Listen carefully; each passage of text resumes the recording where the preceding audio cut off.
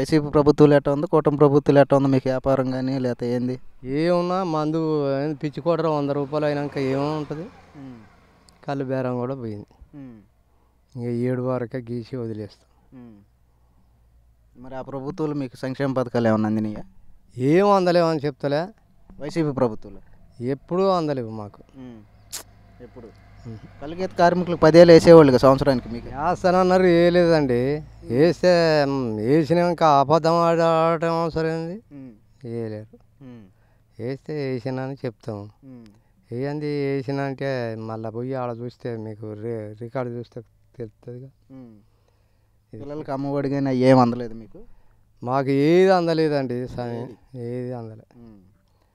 మరి ఆ ప్రభుత్వంలో మీ కళ్ళు వ్యాపారం బాగానే ఉండేదా? అప్పుడు రేట్లు ఎక్కువ పెంచారుగా. అప్పుడు బాగానే ఉంది. అప్పుడు బాగానే ఉంది. ఇప్పుడు మాత్రం ఇక పిచ్చి కోటర్లు ఇచ్చినాయి. ఇక కథం 100 రూపాయలకు కోటరు తాగితే ఎక్కుతుంది. కళ్ళు తాగితే ఏముంది, ఆ నీళ్ళు పూసి అమ్ముతారు అని ఉంటారు. మరి గీసింది వేస్ట్ అయిపోతుంది, ఏం చేస్తారు మరి దాన్ని?